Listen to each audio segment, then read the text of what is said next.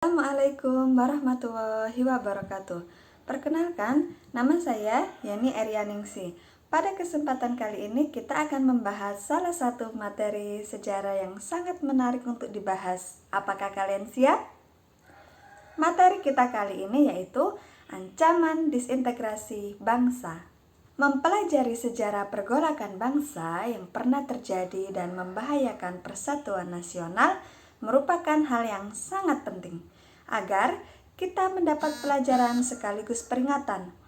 Mengapa sampai timbul perpecahan? Mengapa perpecahan itu bisa berlangsung dalam waktu yang cukup lama? Dan apa yang salah dengan bangsa kita pada waktu itu? Jawaban dari pertanyaan-pertanyaan itu akan memberikan pelajaran dan inspirasi bagaimana kita menghadapi berbagai potensi disintegrasi bangsa pada masa kini dan masa yang akan datang. Selanjutnya, mari kita simak materi ancaman disintegrasi bangsa dengan semangat yang tinggi, perasaan yang bahagia, dan jiwa yang tenang. Tujuan pembelajaran kita kali ini yaitu siswa dapat mengevaluasi upaya bangsa Indonesia dalam menghadapi ancaman disintegrasi bangsa antara PKI Madiun 1948, DITII, APRA, Andi Aziz, RMS, PRRI, Permesta, dan G30S PKI. Yang kedua, siswa dapat menyajikan hasil kesimpulan tentang upaya bangsa Indonesia dalam menghadapi ancaman disintegrasi bangsa antara lain PKI Madiun 1948, DITII, APRA, Andi Aziz, RMS, PRRI, Permesta, dan G30S PKI. Perjuangan menghadapi ancaman disintegrasi bangsa. Sejarah pergolakan konflik yang terjadi di Indonesia selama masa tahun 1948 sampai 1965 akan dibagi ke dalam 3 bentuk pergolakan. Yang pertama yaitu peristiwa konflik dan pergolakan yang berkaitan dengan ideologi. Yang kedua yaitu peristiwa konflik dan pergolakan yang berkaitan dengan kepentingan atau vested interest. Yang ketiga yaitu peristiwa konflik dan pergolakan yang berkaitan dengan sistem pemerintahan. Peristiwa konflik dan pergolakan yang berkaitan dengan ideologi termasuk dalam kategori ini adalah yang pertama yaitu pemberontakan PKI Madiun, yang kedua yaitu pemberontakan DITII, dan peristiwa G30S PKI. Ideologi yang diusung oleh PKI tentu saja komunisme, sedangkan pemberontakan DITII berlangsung dengan membawa ideologi agama. Peristiwa konflik dan pergolakan yang berkaitan dengan kepentingan atau vested interest. Termasuk dalam kategori ini adalah pemberontakan APRA, peristiwa Andi Aziz, pemberontakan Republik Maluku Selatan atau RMS. Vested interest merupakan kepentingan yang tertanam dengan kuat pada suatu kelompok. Kelompok ini biasanya berusaha dan mengontrol suatu sistem sosial atau kegiatan untuk keuntungan sendiri. Mereka juga sukar untuk mau melepas posisi atau kedudukannya sehingga sering menghalangi suatu proses perubahan.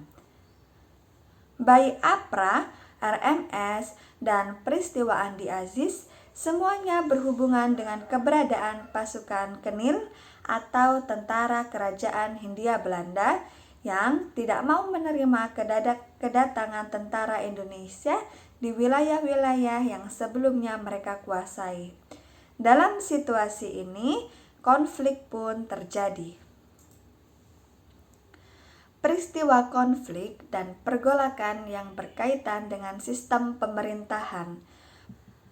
Termasuk dalam kategori ini adalah persoalan negara federal dan BFU, serta pemberontakan PRRI dan Permesta. Masalah yang berhubungan dengan negara federal mulai timbul ketika hasil dari perjanjian Linggarjati yang sudah kita bahas pada pertemuan sebelumnya. Pada Perjanjian Linggarjati ini menyatakan bahwa Indonesia disepakati akan berbentuk negara serikat atau federal dengan nama Republik Indonesia Serikat atau RIS. BFO sendiri adalah Badan Musyawarah Negara-Negara Federal di luar negeri yang dibentuk oleh Belanda. Awalnya, BFO berada di bawah kendali Belanda.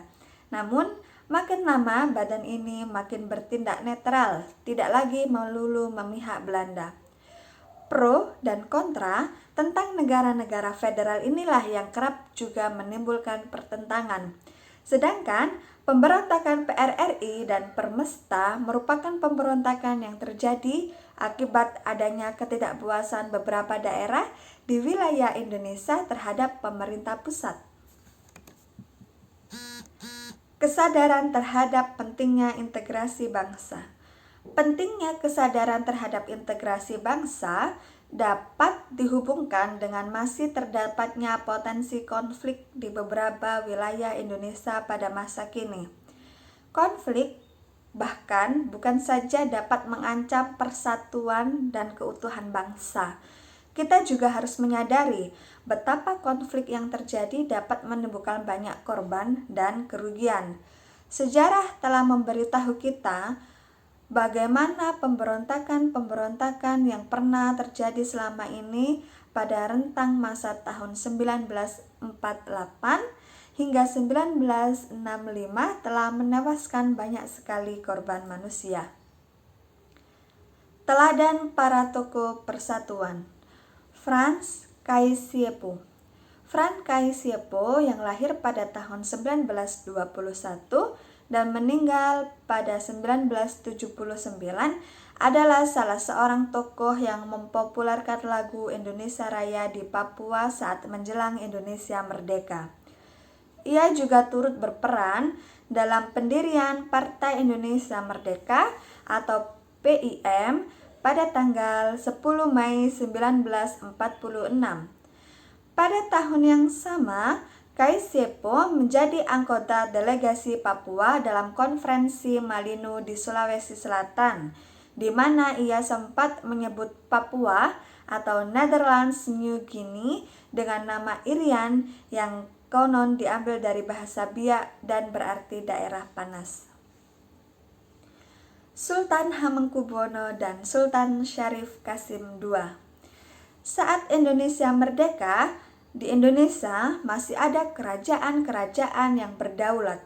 Hebatnya, para penguasa kerajaan-kerajaan tersebut lebih memilih untuk meleburkan kerajaan mereka ke dalam negara Republik Indonesia. Hal ini bisa terjadi tak lain karena dalam diri para raja, dalam hal ini Sultan Hamengkubuwono IX dan Sultan Syarif Qasim II telah tertanam dengan begitu kuat rasa kebangsaan Indonesia. Itu tadi sajian materi yang saya sampaikan. Akhir kata, tetap semangat belajar dan jangan mudah menyerah. Terima kasih atas perhatiannya. Wassalamualaikum warahmatullahi wabarakatuh.